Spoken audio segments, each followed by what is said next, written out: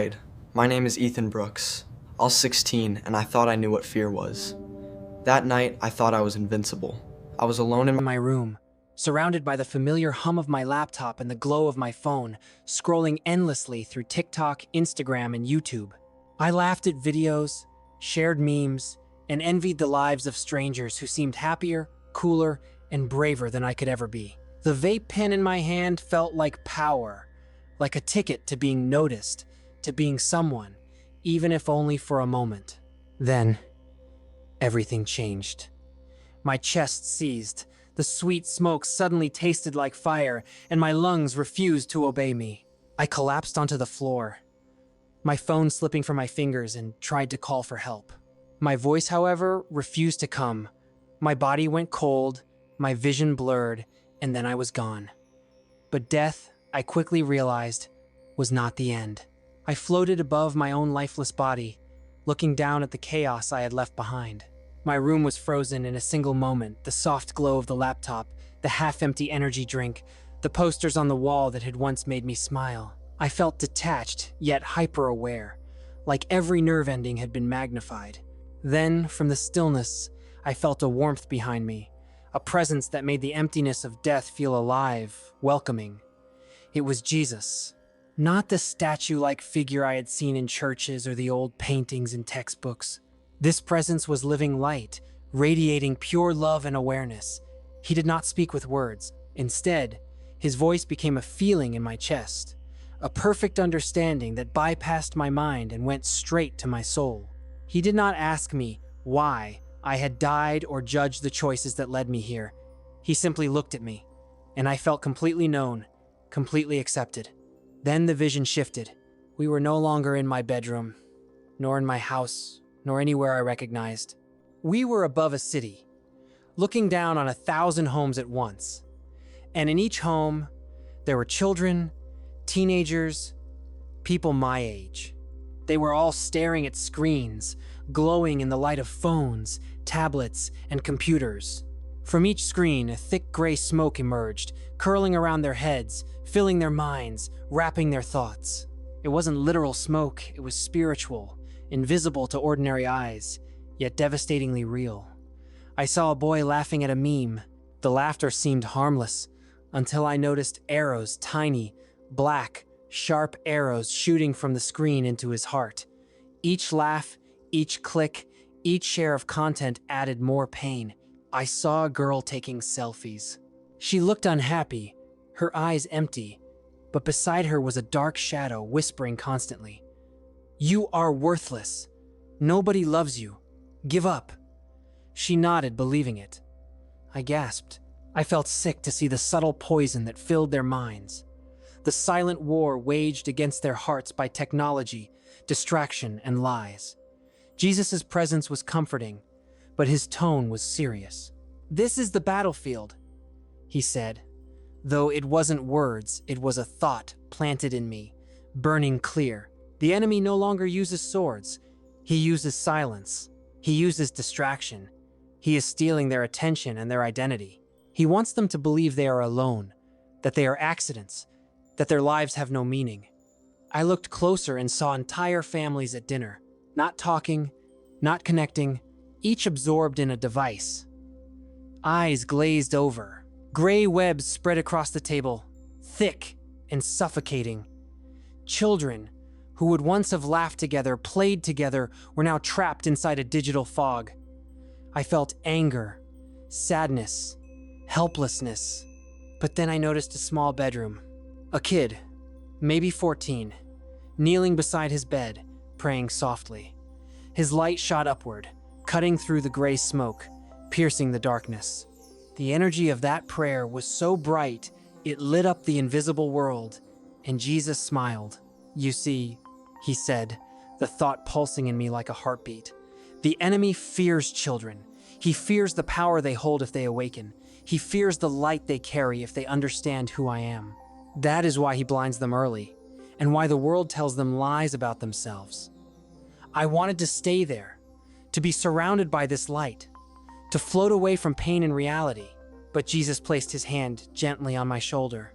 "You have to go back, Ethan," he told me. "You must show them the truth. Tell parents to protect their children. Tell children they are not alone. Tell them they are loved. They are warriors. My body tingled. I felt a tug, pulling me downwards. The gray web, the shadows, the digital arrows, they all seemed distant now, replaced by the warmth and presence of his love. I knew I had to return. I struggled, resisting. I'm scared, I thought. I'm too young. I'm just a kid. You are more than you think, he replied. The feeling of his love wrapped around me like a blanket. Go, light the way for them. And then it happened. The light faded. I felt the sharpness return, the cold, the weight, the pain. I gasped, choking on a tube. Lights blinding me, voices shouting, machines beeping. My body was back, broken and battered, yet alive. I opened my eyes to the frantic faces of nurses and doctors. I had been clinically dead for nearly 15 minutes. I had been gone, yet here I was, alive again. I remembered everything. The arrows, the gray smoke, the light, the warmth. I remembered the warning. The message was clear. The war is real. Social media, distraction, anger, loneliness, they are weapons. And the choice is ours. I floated again, this time not above my room, but above the streets of my city. The gray fog was everywhere. I could see teenagers walking, eyes glued to their phones, thumbs scrolling endlessly. Every notification, every trending video sent invisible spikes into their hearts. I watched a boy laughing at a joke that wasn't even funny, and immediately a tiny shadow grew behind him, whispering, "You're not enough. You'll never be enough. Keep looking, keep wanting, keep comparing." The shadows multiplied, reaching for every mind, every vulnerable heart, and they thrived on distraction and self-doubt. Jesus was beside me, and I could feel his presence pressing against the darkness like a tidal wave of light. "They cannot see me yet," he said. "They cannot feel my presence while their hearts are chained to screens. But the light is there. It waits for them. They only need to turn their attention to it." I wanted to shout at them, to tell them to drop the devices, to remember who they really were, but I knew that wasn't how it worked. This wasn't a battle fought with shouting or anger. It was subtle, quiet, and deeply personal. Each person had to choose. Each person had to take the tiny spark of truth and hold on to it before it was snuffed out by the gray shadows. We moved closer to a high school. I could see the hallways, filled with kids staring at phones during lunch. Some were laughing at memes, some were comparing themselves, some were simply scrolling to fill the emptiness they felt inside. Jesus showed me something terrifying. The shadows were whispering lies tailored to each person. "You're invisible. You're unloved. You're a failure. You don't belong." And the kids believed them. I felt my chest tighten. How many had already lost their light without even knowing it? Then Jesus showed me a small group of kids sitting together on the floor of a bedroom. They were sharing videos, but their hearts weren't fully taken. There was a flicker of awareness, a tiny spark of connection, a whisper of curiosity about something bigger than themselves. The shadows hissed at them, but they paused. I saw them look away from the screen for a second and smile at one another. I felt warmth, hope, and I realized that even the smallest choices mattered. One glance, one pause, one act of genuine attention could pierce through the gray web. Jesus placed his hand on my shoulder again. I could feel the power in it, a wave of understanding flooding my mind. "These are the opportunities, Ethan," he said. "Every single moment they disconnect from the distraction, every single time they look up from the phone and truly see another person, they break a thread of darkness. It is subtle, but it is enough." We were moving again. This time, I saw the parents. I could see mothers and fathers exhausted from work, yelling at kids or ignoring them, scrolling on their own devices. Jesus made me see the pattern. The children were following what they were taught. The adults, unknowingly, were feeding the web. Social media was not just a weapon aimed at the young, it was a mirror reflecting neglect, distraction, and misplaced priorities. Then he showed me something shocking. A group of teenagers were in a dark room, all alone, posting videos about parties and bravado. thinking it would make them famous. But the shadows twisted those posts, turning them into chains. The likes, the comments, the viral recognition, everything became a trap. I saw one girl, barely 14, smiling for a selfie, her heart slowly shrinking as the shadow whispers echoed in her mind, "You need this. You need them to see you. You're nothing without attention." I wanted to reach into the screen and grab her, but I couldn't. Jesus shook his head gently. "They must see it themselves," he explained. "I can only show you. You can tell them, but they have to choose." I felt despair rising. I thought about my own friends, my classmates, even my little brother who was just beginning to scroll on TikTok. I felt helpless, trapped between the vision of the world and my own mortality. And then I saw the children who were awake. Their screens dark, their eyes bright, their hearts listening. A tiny spark grew from each one. It formed threads of golden light, connecting one to another, invisible to ordinary eyes, but powerful. I could see a web of hope, fragile yet alive. Jesus leaned closer. "Ethan, your story is not just yours. You survived for this reason. You must speak. You must warn. Tell them the darkness is real. Tell them the distraction is deadly. But also tell them the light is real. It exists. It is waiting for them. Every act of attention, every moment of love, every prayer, every pause, they are soldiers in this battle." I looked down at the city again. Millions of teens, eyes glued to screens, and yet, among them, 1,000 sparks of golden light flickered like stars in the darkness. I realized then that the fight was not about condemning technology. It was about guiding hearts back to what mattered, about keeping the flame alive despite the web of distraction. And then I felt it a pull, stronger this time. I was being drawn back, away from the vision, back to my body, back to pain, back to sound. But I carried the message in my heart. I could feel it pulsing. Every child, every teen, every person had the choice. Every moment, they could either feed the shadows or let the light in. Before I opened my eyes, I whispered a promise to the world I was leaving. "I will not forget. I will tell them. I will shine the light for those who cannot see it yet." I gasped sharply and my eyes flew open. The fluorescent lights of the hospital burned into my vision, making me blink uncontrollably. Machines beeped rhythmically around me. Cords and tubes ran from my body to unknown monitors. My chest ached, and the pain was sharp, relentless. I tried to move my hand, to remove the tube down my throat, but my arms felt heavy, almost foreign. Nurses rushed around, shouting instructions, their faces full of panic and relief at the same time. "Stay calm, Ethan. You're okay," one nurse said, gripping my shoulder gently but firmly. Her eyes widened when she realized I was awake. "He's awake!" she yelled, and suddenly the room felt like chaos and stillness all at once. My mind was spinning, replaying everything I had just seen, the tunnels, the light, the shadows, the golden threads, the teens, the warning. Then I saw my parents rush in. My mom fell to her knees beside the bed, sobbing uncontrollably, clutching my hand as if holding on to life itself. My dad, usually stoic and calm, had tears running down his face. The weight of their love hit me like a physical force. I wanted to tell them everything, but the tube blocked my voice. All I could do was squeeze my mom's hand, and somehow, in that simple gesture, I tried to convey the depth of what I had seen.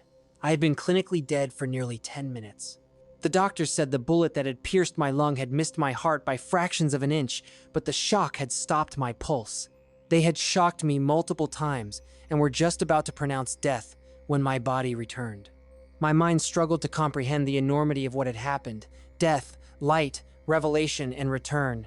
Once the tube was removed, I could finally speak, though my voice was hoarse and weak.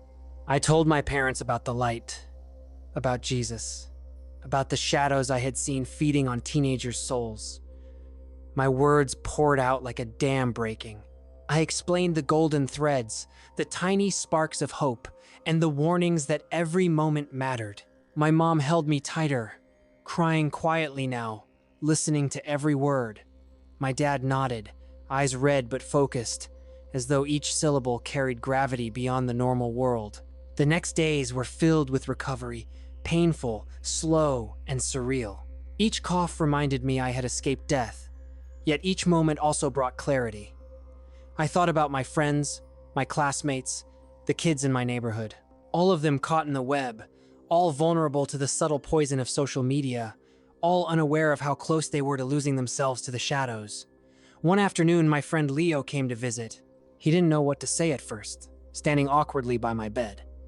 Then I told him what I had seen, the truth about the invisible darkness preying on their generation. He listened, eyes wide. Are you serious? He asked, voice trembling. I nodded. I can't prove it, I said, but I saw it, and I know it's real. Every time we scroll endlessly, every time we chase likes, we give those shadows a foothold. But we can fight it. We can choose the light. I began journaling every detail, every vision, every warning, every thread of hope. I wanted to make sure no one, not even me, forgot. I wrote about the teens whose hearts were fully captured by the shadows and those whose sparks still glimmered. I wrote about the parents, the teachers, the mentors, anyone who could be a lifeline, a channel for the light. Even in my own high school, I noticed the effects. Kids walking with eyes glued to their phones, laughing, frowning, snapping pictures. I felt an ache for each one, knowing the truth behind the screens, knowing the subtle attacks on their hearts. I started small, speaking quietly to friends, warning them about comparison, envy, and distraction.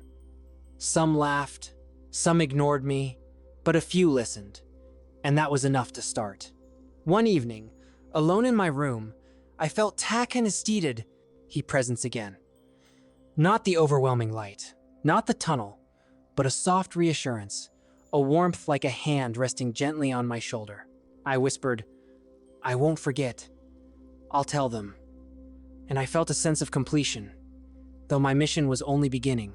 The scars on my chest, the lingering soreness, the nightmares, they reminded me constantly that life was fragile, that the line between life and death could vanish in an instant. But they also reminded me of purpose, of the incredible gift of second chances. Every notification I see on my phone now, every temptation to scroll endlessly, every moment of wasted attention reminds me of the message I must share.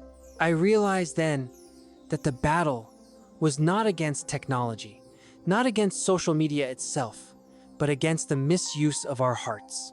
Every teen, every young adult, every distracted soul was fighting a war for attention, for identity, for meaning. And the shadows were patient, cunning, and persistent. But light, true light, divine and human combined, was more persistent. It waited for those who dared to look up, to pause, to choose connection, love, and presence over distraction. By the time I returned to school, I was different. I noticed every detail, every expression, every subtle sign of loneliness, envy, or hope. I started speaking out in small ways, sharing stories with friends, warning them about the invisible chains, encouraging them to connect, to pause, to pray. Some resisted, some mocked, but others began to notice. Slowly, like tiny sparks growing into flames, change began. And I understood a truth I would carry forever. The war for hearts wasn't won in grand gestures. It was won moment by moment, choice by choice, thread by thread, connection by connection. Every act of love, every pause from distraction, every decision to forgive or help was part of the battle. And I had been given the chance to fight it, to shine the light for others before it was too late. Back at school, everything felt surreal. The hallways were the same, the lockers still clanged, and kids laughed and argued like they always had. But I saw it all differently now. The constant scrolling, the endless feeds, the obsession with likes and views, it wasn't just harmless fun. It was a battlefield, and I had been given a glimpse of what could happen if we ignored it. I started small. I didn't want anyone to think I was crazy. I shared stories with close friends first, quietly, almost in whispers. I told them about the tunnel of light, the shadows, the golden threads, the warning about attention and the heart. Some stared at me blankly, some laughed, but a few listened, really listened, and nodded with understanding. That tiny ripple was enough. It was a start. At home, I spent more time with my family. Dinner wasn't just about food anymore. It was about conversation, about connection. I noticed my little sister staring at her phone, eyes glassy, fingers scrolling endlessly. I sat beside her, not with scolding words, but with stories, with presence. Slowly, I saw her put the device down. Her attention shifted to the world around her, to the love that had been waiting quietly, patiently. I began writing.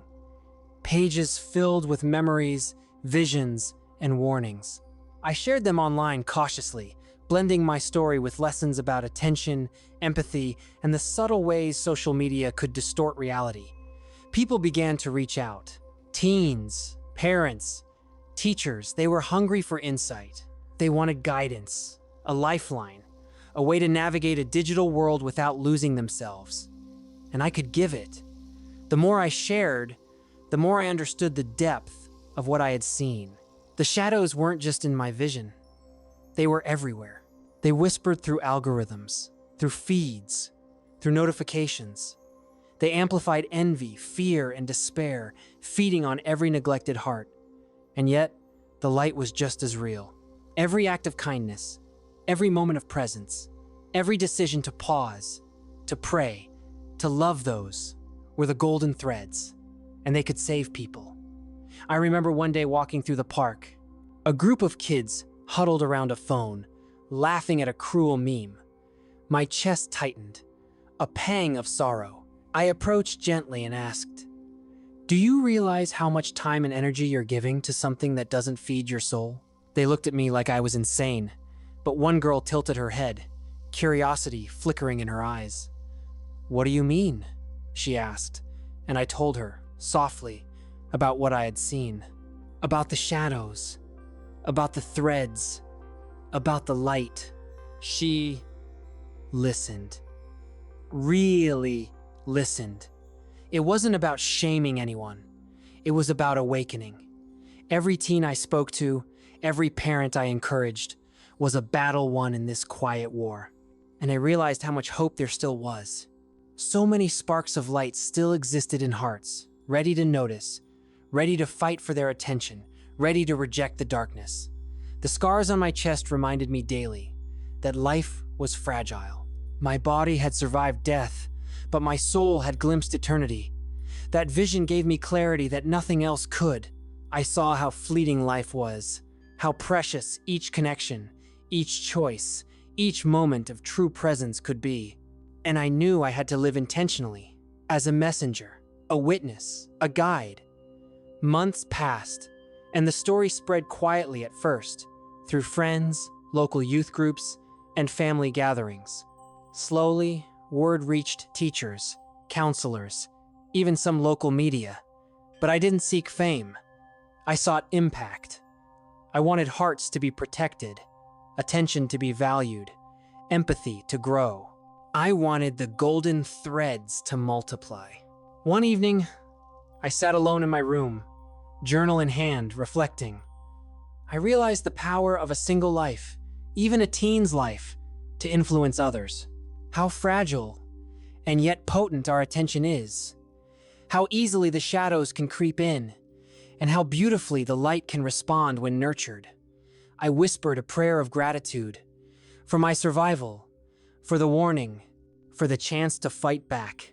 And then I understood. It wasn't just my story. It was every teen's story, every parent's story, every human's story. We were all connected by attention, by choices, by the threads of mercy and presence that could save us or doom us. And the message was simple, yet profound. Guard your heart, choose the light, protect your attention, and never forget that real life, the kind that matters, is found in connection, love, and presence. Not in endless scrolling. I knew the shadows would not disappear, and the temptation of distraction would always exist. But I also knew that the light, the golden threads, the choices of love and mercy, those were stronger than I had ever imagined. And I would spend every day helping others see it. Every notification, every scroll, every moment of distraction could be an opportunity to fight back, to shine, to reconnect. Because life is brief. Attention is precious. And the war for hearts is real, but it can be won. I am Ethan Garcia. I died and came back. And I will spend the rest of my days telling you this. Don't give your heart to the shadows. Choose the light.